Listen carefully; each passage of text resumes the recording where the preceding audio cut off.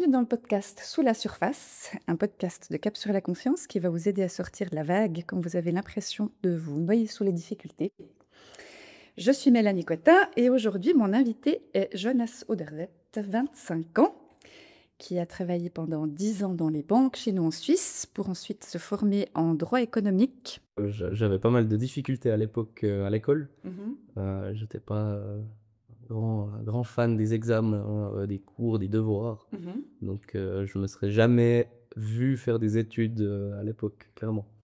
Et aujourd'hui, tu vas nous partager ton parcours, tes réussites, mais aussi tes doutes, et puis surtout comment tu as fait pour les surmonter. Alors c'est une histoire assez folle, hem, mais qui peut arriver.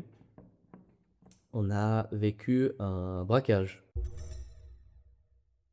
Les études, la formation, l'entrée dans le monde du travail, c'est quelque chose qui est c'est rarement une belle ligne droite, sans difficulté. On aimerait bien. Mais en vrai, les difficultés, elles arrivent chez tout le monde.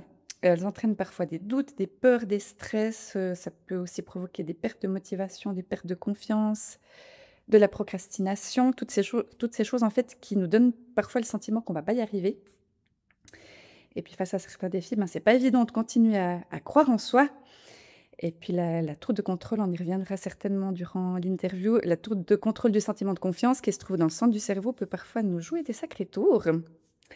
Et toi, tu as trouvé des clés en fait pour déjouer certains de ces pièges et puis agir sur ton état d'esprit pour réaliser tes projets, atteindre tes buts. Et puis c'est ce qu'on va découvrir ensemble sous la surface aujourd'hui. Donc moi, je t'ai préparé des cartes qui sont basées sur les questions du jeu Cap sur la confiance.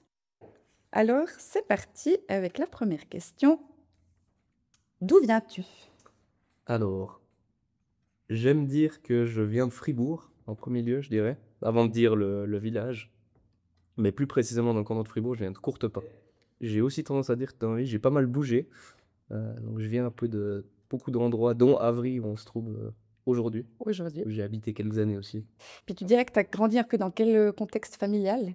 Alors moi, j'ai eu mes parents qui se sont divorcés quand j'avais 8 ans. Ce qui veut dire que j'ai dû faire les week-ends partagés entre chez mon papa et chez ma maman. Mon papa est resté sur le canton de Fribourg un certain temps, et puis il est parti ensuite sur Neuchâtel. Donc j'ai dû faire les trajets aussi outre-lac pour aller le week-end chez lui. Mhm. Mais majoritairement avec ma maman, on est resté vivre à Courtepin un temps, et puis on est venu ensuite sur Avry. D'accord. Encore. Ok. Bon, ben, on voit déjà là les premières capacités d'adaptation qui se dessinent. Exactement, exactement. Ça m'a appris à prendre le train assez jeune en Mhm. soi. Et puis il y avait une jolie ligne directe Courtepin Neuchâtel à l'époque. Ok. Donc ça allait, c'était pas. On continue avec une deuxième question, un peu pour faire connaissance. Alors, quel sport j'aime? Alors, en bon fribourgeois que je suis, le hockey sur glace, forcément. Mhm. Euh, Ça, c'est vraiment mon sport fétiche. Tu en fais ou Alors, qui- ne- c'est drôle qu'on vienne dessus parce que j'ai toujours voulu en faire depuis une 10-15 d'années, je pense. Et puis, cette année, j'ai un ami qui m'a dit, mais moi, j'ai une petite équipe, on en fait de temps en temps, viens. Et puis, je me suis dit, voilà, c'est l'occasion de mettre les patins et puis d'aller voir une fois. Donc, je m'y suis mis cette année, en Ah, c'est fait. trop bien. Euh, les débuts sont vraiment rudes parce que c'est vraiment pas facile comme sport. On Mhm. doit être très coordonné entre mains et pieds. Euh, mais dès qu'on s'y met, voilà, ça vient assez vite. On poursuit. Mhm. Quel film t'a inspiré et pourquoi? J'ai beaucoup de films qui m'ont marqué, mais je suis assez fan de films d'action, donc ça m'a peut-être pas inspiré dans la vie en général. Mais je pense, honnêtement, je suis un très grand fan de Marvel, Ok. de l'univers Marvel en soi, Mhm. qui est plutôt vraiment de l'action en soi, pure et dure. Mais je trouve qu'on voit des gens se, se sacrifier ou se donner pour une équipe. Mhm. Et puis je pense que c'est quelque chose qui m'a assez inspiré en soi. Mhm. Bien que ça soit pas du dessin animé, mais du comics en Oui. soi. Je pense que les Marvel, c'est vraiment les films que j'ai préférés en tout cas. Ok. Et puis où on apprend, bien que ce soit drôle de temps en temps, on apprend certaines valeurs qui sont quand même assez belles. Mhm. Tu dis que ça t'a pas inspiré en soi, mais je pense que ce passage à l'action, c'est quand même quelque chose qui te caractérise. Alors, Le fait de certainement. faire les choses, d'agir. Certainement, certainement, clairement. Et puis le fait qu'il le fasse en équipe aussi, je trouve toujours très joli. Mhm, Le sens du dévouement pour son équipe, du sacrifice, entre guillemets. mhm. Je trouve que c'est quelque chose d'assez joli. Ouais, moi, j'aime bien dire que justement, la confiance, ça se construit dans l'action. Ouais. Parfois, les gens demandent quelle est la différence finalement entre la confiance et puis l'estime de soi. Mhm. Et puis l'estime de soi, c'est plutôt rattaché à la valeur qu'on se donne, à l'image qu'on a de soi. Et la confiance, c'est vraiment très relié à l'action, en fait, au fait d'agir pour obtenir les choses et puis pour progresser. Donc peut-être que de manière indirecte, ça t'a quand même Il doit y avoir un bien inspiré. attachement, ouais, effectivement, effectivement, c'est possible. On continue. On continue. Comment t'es venu ton choix de profession? Alors, c'est une histoire assez drôle que j'aime bien raconter d'ailleurs, que je raconte assez souvent. À l'époque, je voulais être cuisinier. D'accord. C'était vraiment ma ligne. Je me suis toujours dit, voilà, je serai cuisinier. Et que j'ai eu beaucoup de discussions avec mon papa qui voulait absolument pas que je sois cuisinier. C'était vraiment un peu le combat. Et puis on avait fait un deal à l'époque, on a dit, bon là, j'essaye de faire une de postulation dans un autre domaine. J'avais pris la banque. Et puis j'ai dit, voilà, si ça passe, ça passe. Si ça passe pas, je ferai cuisinier. C'était le deal de l'époque. Et puis finalement, le destin a fait que les postulations sont passées en banque. Et puis je me suis lancé dans la D'accord. banque. Mais c'était quand même un domaine qui me passionnait parce que j'aimais beaucoup tout ce qui était mathématiques, tout ce qui était contact avec les gens Mhm, en soi. Donc c'était un peu la voie que je favorisais si la cuisine passait pas. mhm. Mais ton papa, il avait des raisons pour te dissuader de devenir cuisinier? Ou c'était un sentiment? C'était un peu un sentiment pour lui, je crois. Mhm. Mais voilà, je regrette pas aujourd'hui. Puis on en rigole souvent en disant Ok. que la cuisine comme hobby et puis la banque comme métier, c'était plus simple que l'inverse en soi. Effectivement. Donc j'ai pas de regrets aujourd'hui. Mhm, Parce que c'est quand même un métier très compliqué. C'est des gens qui ont beaucoup de courage, je pense, dans mhm. le domaine de la cuisine. Donc le choix de la banque, en fait, il arrivait comme ça un petit peu bah, au cours des discussions. Mhm. Mais quand tu as fait tes premières postulations, tu n'étais pas forcément très certain que c'était ça que tu allais Non, vouloir faire. absolument pas. Mhm, Absolument pas. C'était vraiment un peu une bouée lancée et puis on verra si quelqu'un la mhm, prend ou pas. mhm. Et puis voilà, le destin fait que c'est Ouais, passé. Mais c'était quand même un domaine qui m'intéressait forcément. ouais, J'aurais pas postulé n'importe où non plus. ouais. Euh, et puis j'avais fait des stages. Alors à l'époque, c'était un peu compliqué parce qu'on pouvait vraiment pas faire de stage en banque. Mhm. C'est un domaine très très fermé. Je sais qu'aujourd'hui, ça c'est un peu plus ouvert. Donc on faisait des formations en ligne. Ok, Donc, voilà, wow. tu es banquier, voilà ce que tu vas faire en facilitant un petit peu les schémas et Mhm, autres. Mais donc j'avais pu voir un peu le métier au travers de formulaires en ligne où on donnait quelques réponses, on suivait la journée type d'un banquier en fait. mhm. Donc c'était un peu aussi à l'aveugle. Waouh. Sans avoir fait de stage, c'est compliqué de se rendre compte vraiment Mhm. de ce que c'est. Ouais, mais c'est vachement courageux parce qu'en fait, tu as fait le premier pas sans connaître la suite du chemin, Clairement, finalement. clairement. Tu as finalement fait confiance au fait que ça pourrait donner quelque chose ou pas et que de toute façon, il y avait un plan B. Clairement. C, D, E, Et F. puis on apprend, mon beau-père disait toujours qu'on apprend à aimer son métier aussi. Mhm. Donc finalement, même si au début on n'est pas certain, bah, ça vient aussi avec le temps, je pense. Toi, tu as vécu comment cette transition justement entre l'école obligatoire et puis l'entrée dans le monde professionnel? Parce que c'est quand même deux mondes Mhm. très différents. Alors Le monde clairement, d'école où... je sais que c'était assez dur parce qu'on sort de l'école, il me semble, faut pas dire de bêtises, en juin-juillet. Et puis les apprentissages commençaient le 1er août. Mhm. Donc déjà, la pause est assez courte en soi. Donc on se dit, voilà, les copains qui vont au collège, ils ont 2-3 mois de vacances. Nous, on a 2 semaines, 3 semaines. Mhm. Mais ça met déjà dans le bain parce que la réalité de la vie fait qu'en général, on n'a pas plus de 5 semaines par année. Donc voilà, c'est aussi, ça nous prépare. Et puis les entreprises en général, alors ça dépend toujours lesquelles, mais ont des programmes d'introduction ou voilà, nous on avait fait une sorte de stage à Beauvais, dans le canton de D'accord. Neuchâtel, Mhm. sur une semaine, où ils nous mettaient vraiment dans le bain gentiment, ils nous expliquaient les codes de la banque, comment ça allait se passer, etc. Mhm. Donc c'était assez en douceur. C'était préparé, on va dire. Clairement, on n'était pas lancé dans le grand bain Mhm. et puis débrouillez-vous quoi. Mhm. C'était assez bien cadré. Ok. En introduction, j'ai dit que tu t'étais pas arrêté à la banque Non, c'est juste. et que tu avais enchaîné avec un bachelor. Est-ce que c'est quelque chose qui était déjà un peu présent dans ton esprit à côté de ce rêve de cuisinier ou c'était vraiment quelque chose qui était... Pas vraiment. hors de ta tête? Pas vraiment, mais il y a certains domaines, je pense, professionnels où c'est devenu un petit peu un devoir si on veut rester dans le marché. Aujourd'hui, la formation, c'est tellement important que finalement, si on loupe le train, on est très vite, hors du jeu, à mon Mmh. avis. Donc je pense que se former en continu, quelle que soit la manière, c'est un peu obligatoire et surtout en tant que, ben, banque, c'est employé de commerce, hein, la filière. Mmh mh. Je pense que c'est une filière où justement le bachelor est devenu très, demandé en fait, Oui. ou même quasi obligatoire en Mmh mh. soi. Donc voilà, c'était un peu l'idée de dire: «Bah, si je fais rien ou si je fais pas ce bachelor, qu'est-ce que je peux faire d'autre?» Mmh mh. Puis les autres voies Mmh. me paraissaient moins parlantes. Mais disons que quand tu étais plus jeune, je sais pas, à l'âge de, j'en sais rien, 12, 13, 14 ans, à cette période où on commence quand même à se poser les premières questions, Ouais. est-ce que tu te disais: «Je vais faire des études» ou pas du tout? Jamais de la vie, Jamais de la vie? jamais de la vie. Et puis il faut savoir que pas mal de difficultés à l'époque, à l'école. Mmh mh. J'étais pas, un grand fan des examens, des cours, des devoirs. Mmh mh. Donc je me serais jamais vu faire des études, à l'époque, clairement.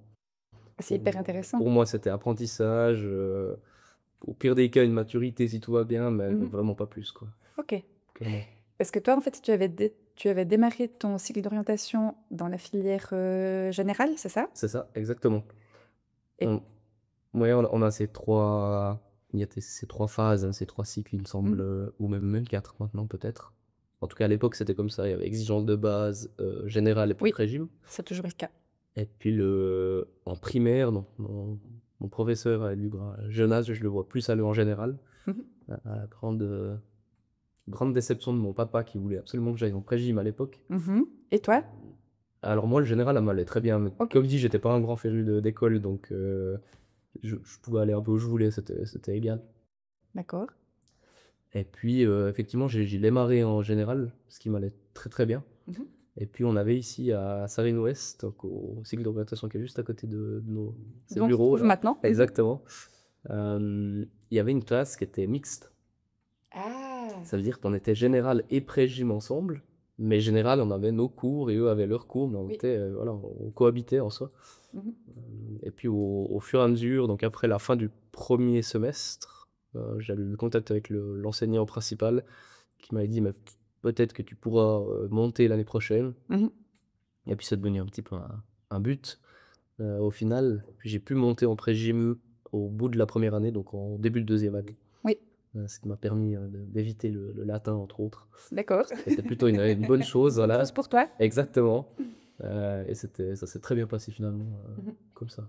Mais disons que c'est cet enseignant, en fait, qui tout à coup t'a allumé une petite, lumière dans la tête en te disant: «Mais peut-être que tu serais capable de». Exactement, Mmh mh. exact le fait de monter, c'est pas forcément le plus stressant, mais c'est peut-être le premier examen. Je sais que moi, les premiers examens, j'étais vraiment, pas tranquille. OK. Je me disais: «Mais est-ce que ça va être, 2 fois plus dur? Ça va être 2 fois plus long? Mmh mh.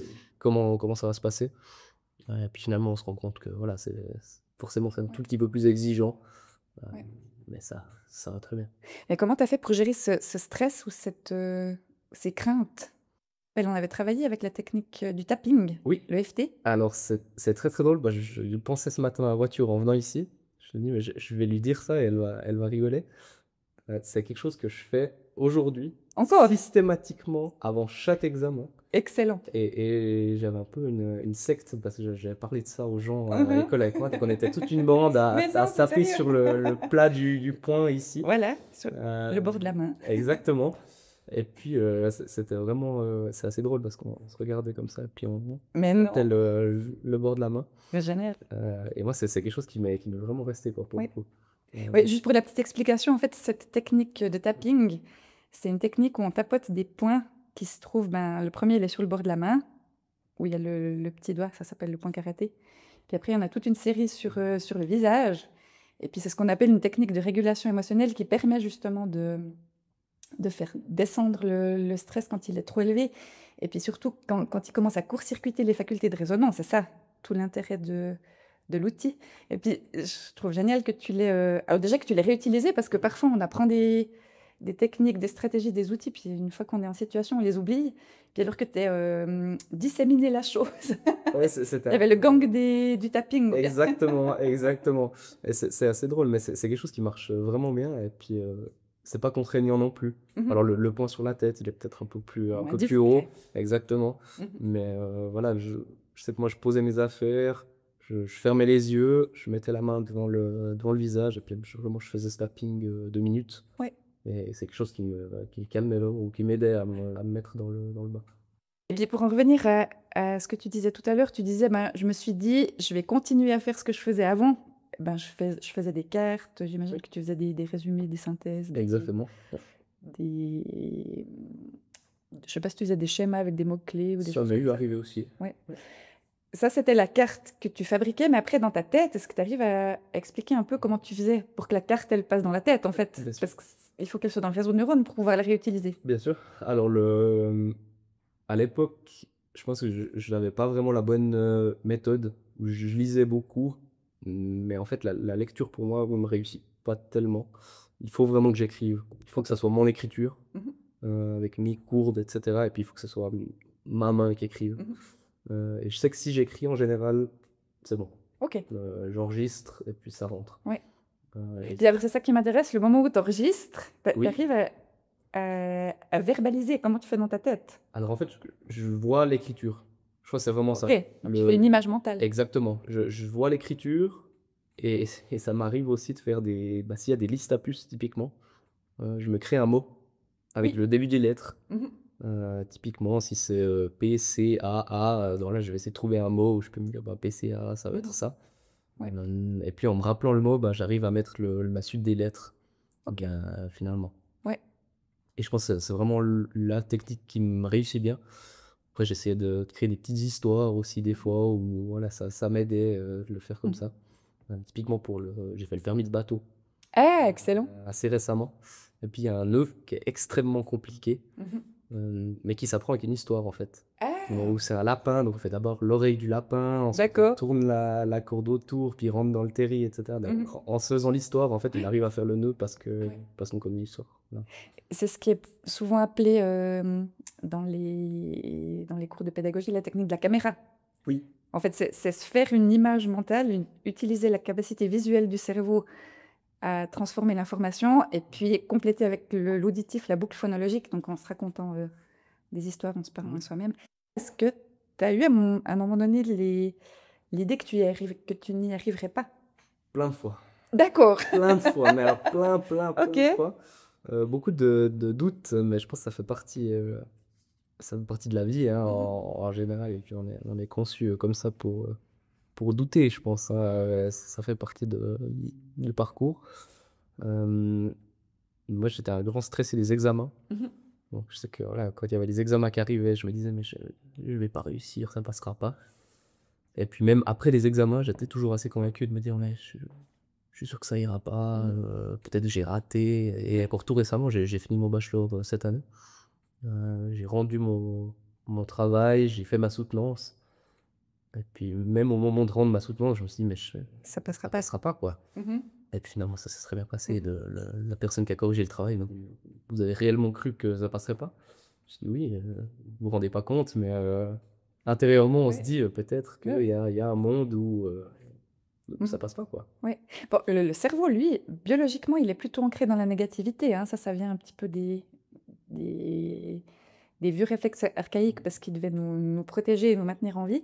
Puis c'est vrai que bah, certaines personnes, elles vont avoir cette pensée automatique qui se met en place plus souvent que certaines autres. Et puis, chez certaines personnes, ça va être plus compliqué en fait de refaire le chemin inverse, puis se dire, mais si, j'ai bossé, j'ai compris la matière, j'ai fait mon maximum pour y arriver, de toute façon, là maintenant, les dés sont jetés et puis ça va jouer. Clairement. Et ça, en fait, c'est tout un apprentissage en soi de travailler sur cet état d'esprit, puis d'aller un petit peu reconfigurer différemment ces connexions automatiques et puis ce réflexe négatif. Mais effectivement, le doute, je pense que Mhm. ça fait partie de l'être humain. Si on doutait pas, je pense qu'on serait des machines. Clairement, Ouais. clairement. Après, je pense important aussi dès qu'on dès qu'on rentre dans le truc, qu'on soit dans l'examen ou dans les cours ou autre, d'essayer de mettre ça de côté Mmh. et puis de vraiment se rattacher à ce qu'on a fait ou qu'on a préparé. Mmh. Je pense souvent à mon beau-père qui avait, à son permis de bateau d'ailleurs aussi. Il m'a raconté l'anecdote à l'époque, ça m'était resté. À côté de lui, une fille qui pleurait, mais toutes les larmes de son corps. Ah! Et puis il lui a dit: «Mais tu as travaillé?» «Oui, oui, à fond, voilà, j'ai vraiment tout appris par cœur». Je dis: «Mais alors, pourquoi tu pleures? Tu peux plus rien faire, de toute façon, c'est trop tard, tu Mmh. es dans la salle, assis, il y a ton examen, donc laisse ça de côté, tu as fait tout ce que tu pouvais Oui. pour que ça se passe bien, donc maintenant, voilà, mets-toi vraiment dedans, et sois consciente que tu as tout fait pour que ça marche».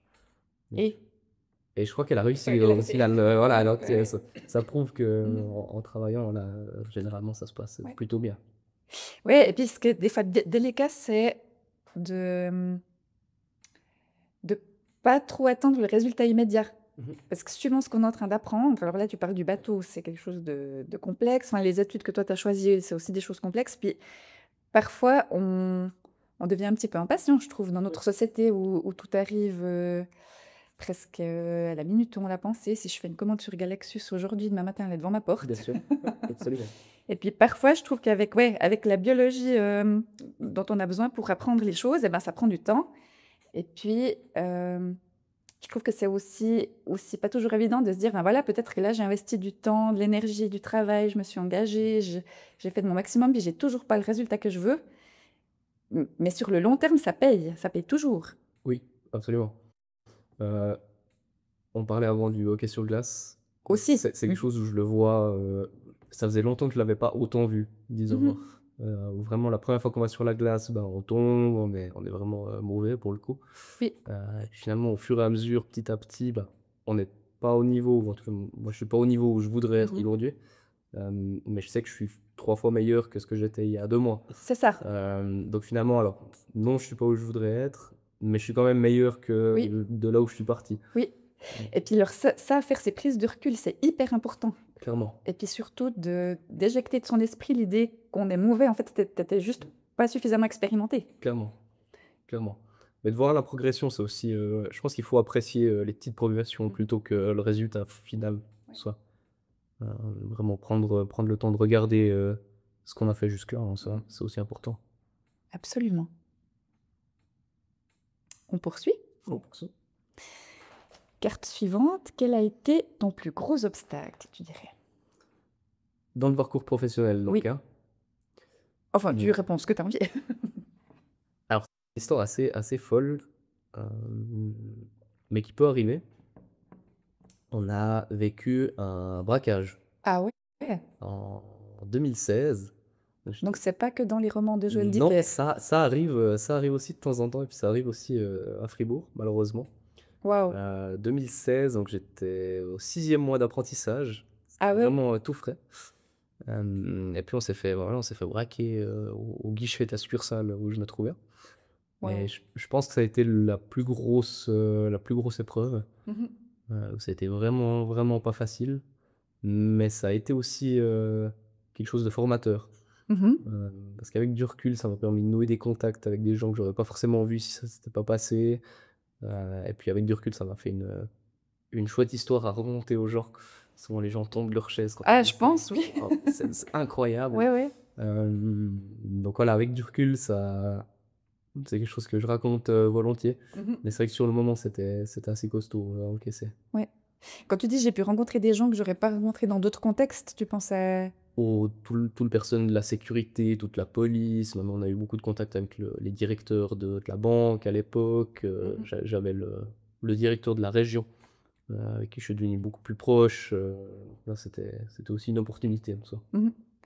Et puis, est-ce que ça t'a influencé d'une manière ou d'une autre pour la suite de tes études? Parce que ce qu'on n'a pas encore raconté, qu'on a discuté juste avant Oui, de démarrer l'enregistrement, c'est que maintenant tu as ton bachelor et puis tu vas poursuivre avec le master. Et oui, puis tu me disais tout à l'heure, hors enregistrement, que ce master-là pourrait t'ouvrir des portes pour travailler justement plutôt dans le domaine de la fraude fiscale, enfin dans le domaine, exactement. on va dire, un peu plus, je sais pas si je peux dire policier ou Ou criminel, ouais, criminel relations. c'est assez juste. Ouais, c'est d'ailleurs la lutte contre la criminalité économique, donc c'est vraiment dans ce domaine-là. Est-ce qu'il y a eu un lien, peut-être indirectement, Mhm. c'est vrai qu'en y repensant, j'avais quoi? J'avais 16 ans à peu près. On est plongé tout de suite dans les jugements, les décisions, les rapports de police, etc. Et puis c'est quelque chose qui m'avait assez plu en soi, Mhm. de lire, de voir comment ça se passe.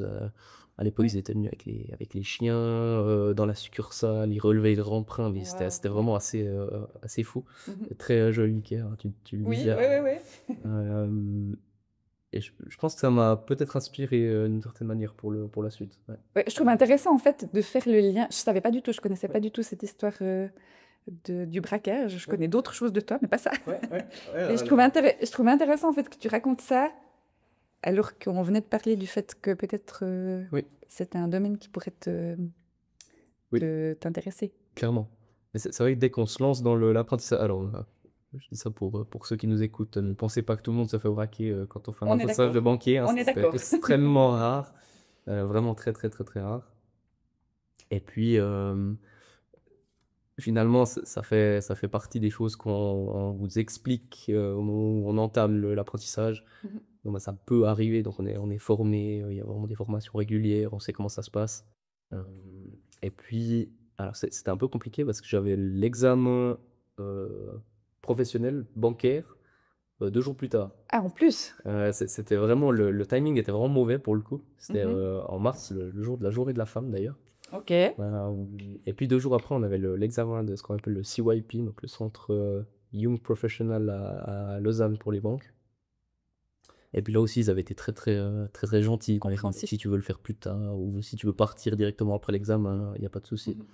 Mhm. Donc les gens étaient vraiment sympathiques.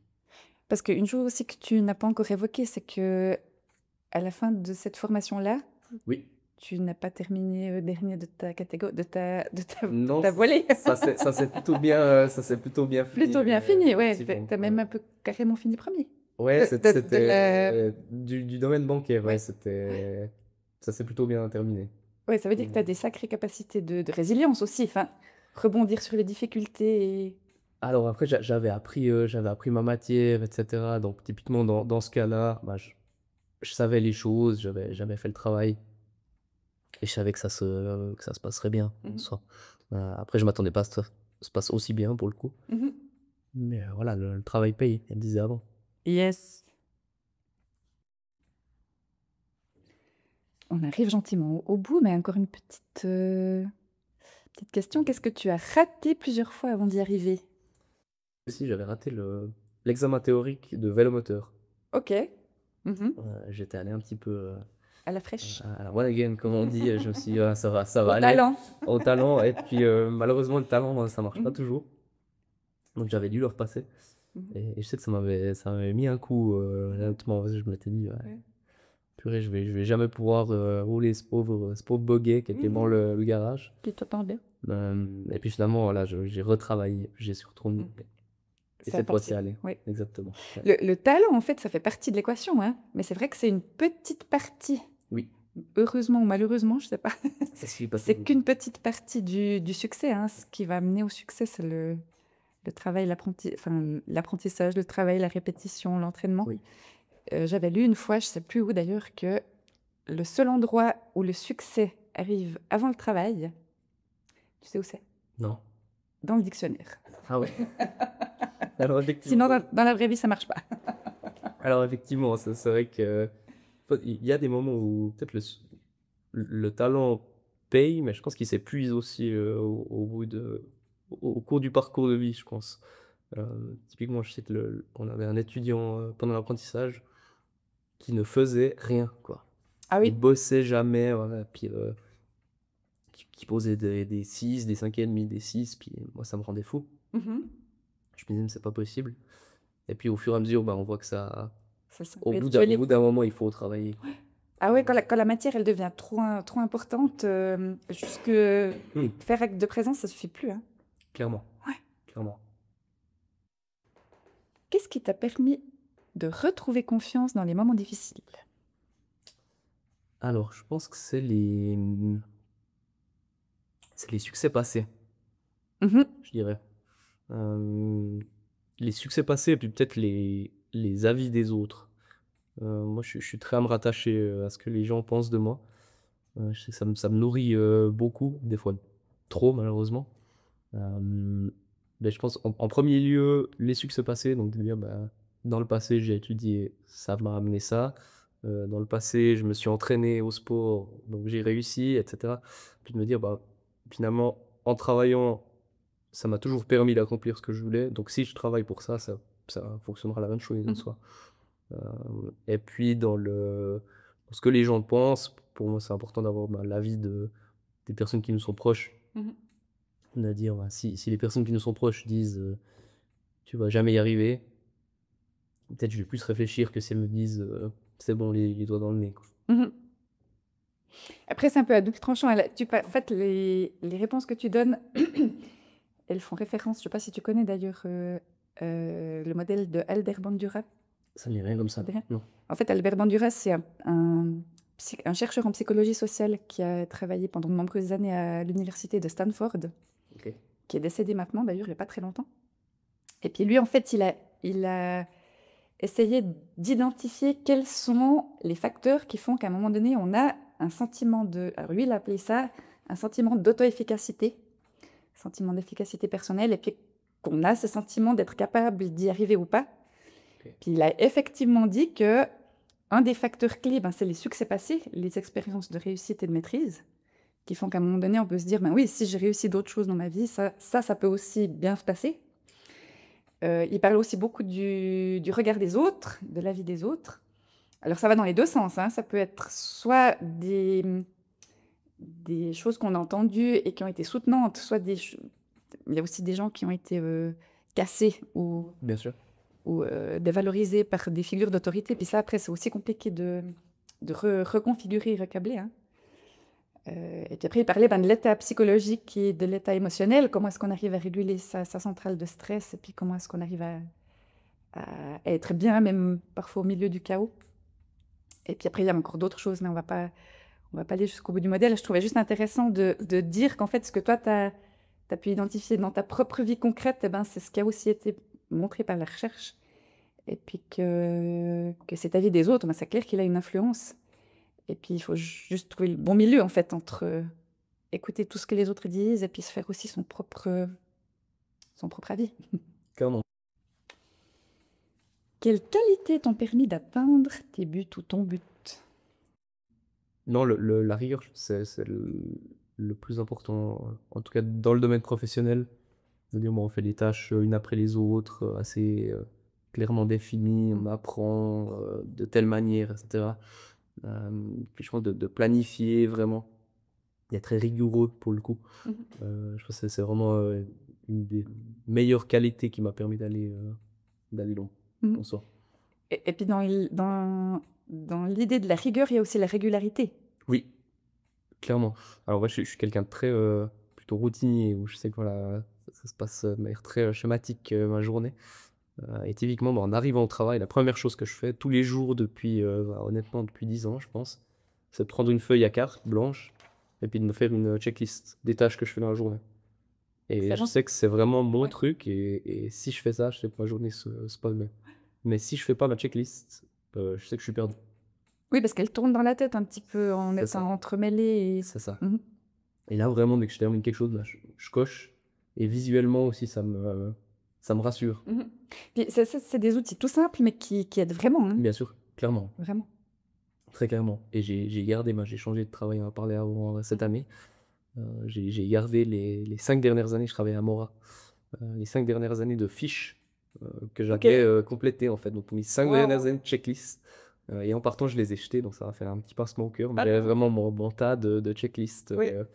donc ça montre aussi d'une certaine manière le travail abouti. Puis je trouve que Mhm. c'est gratifiant aussi, on parlait de succès, passé, Mhm. de voir qu'est-ce qu'on a achevé, c'est aussi chouette. Ce qui m'amène à l'avant-dernière question. Qu'est-ce que tu as bien réussi si tu devais évoquer un de tes, une de tes plus belles victoires, on va dire?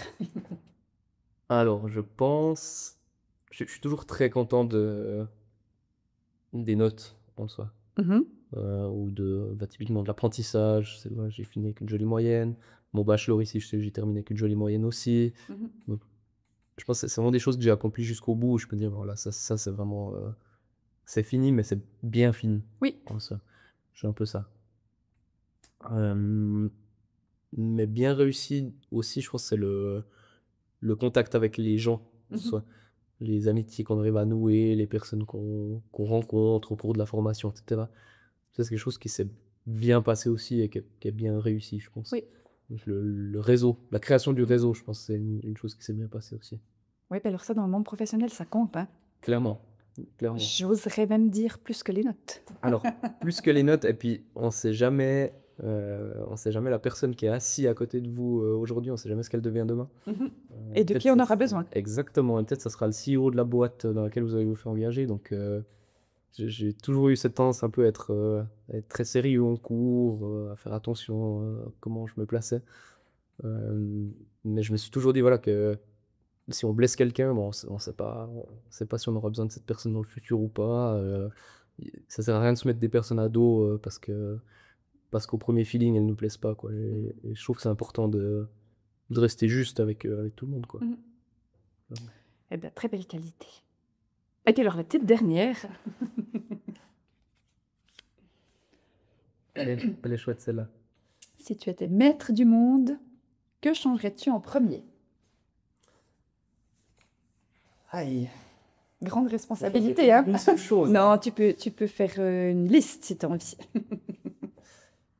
Je pense que je donnerais l'égalité peut-être à tout le monde. Euh, L'égalité au niveau monde, mais aussi l'égalité chez nous. Je pense que c'est quelque chose qui se voit peut-être moins. Mais aujourd'hui, il y a des gens qui ont des travails vraiment pénibles en soi.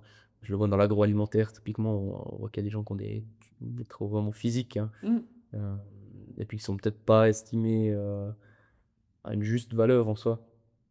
Donc je pense de mettre tout le monde sur le même pied, de dire bah, tout le monde a la même valeur, tout le monde contribue d'une certaine manière au système, Mhm. euh, tant en Suisse que dans le reste du monde. Je pense que c'est la première chose que je fais. Tu ferais ça. Eh bien, très belle réponse. Merci. Est-ce que tu aimerais ajouter un petit peu quelque chose Écoute, je pense que voilà, le podcast, il est fait pour bon, on disait, les gens qui sont aujourd'hui en phase d'apprentissage et autres. Mhm. Je pense vraiment d'avoir confiance, c'est la clé.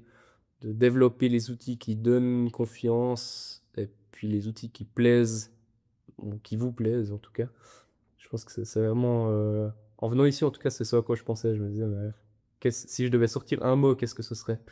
Et puis je pense que confiance, c'est vraiment le bon mot. Mhm. Genre, ayez confiance en vous, donnez-vous les moyens de réussir ce que vous voulez réussir. Et puis allez-y, quoi. Des fois, il faut vraiment avoir Faut y ce aller. coup de pouce de dire, ouais, je m'y mets, et puis j'ai confiance, ça va aller. Mhm. Et puis le travail paye toujours, ça c'est ma phrase Votre préférée. devise. Exactement. Ta devise. Si vous travaillez, Oui. faites-vous pas de soucis, ça ira. Oui, et puis dans la confiance, en fait, tu le relèves bien, il y a un peu deux aspects. Il y a cet aspect de penser qu'on est capable, se sentir capable. Mhm. C'est un mélange un peu de pensée et d'émotion, c'est un sentiment interne. Et il y a aussi tous les actes qu'on va poser, tout le passage à l'action, hein. Bien sûr. Donc, c'est un peu sur ces deux aspects-là qu'il faut jouer, finalement. Clairement. Et mon Dieu, que c'est normal d'avoir des doutes aussi. Absolument. Acceptez vos doutes, acceptez vos stress, acceptez vos craintes, mais faites-en des forces. Et des leviers. Et des leviers. Eh bien, Jonas, merci infiniment pour ce partage. J'espère que vous qui nous écoutez, vous aurez trouvé dans l'histoire de Jonas des outils inspirants à réutiliser pour vous-même. Si vous avez envie d'en savoir plus sur cet immense thème qu'est la confiance, on pourrait en parler encore des heures. Ou si vous avez envie, vous, de vous prêter au jeu de l'interview pour le podcast Sous la surface, vous pouvez aller faire un tour sur le site www.capsurlaconfiance.ch. Vous y trouverez une foule d'informations complémentaires ainsi que mes coordonnées si vous avez envie de me contacter. Et puis enfin, pensez à vous abonner au podcast, à le partager autour de vous s'il vous a plu. Et puis rappelez-vous que se planter, parfois c'est obligé, mais foutu pour foutu, autant réessayer. hein? Mais oui. Eh bien, une toute belle suite de journée à tout le monde et puis, à très bientôt. Une bonne journée. Merci.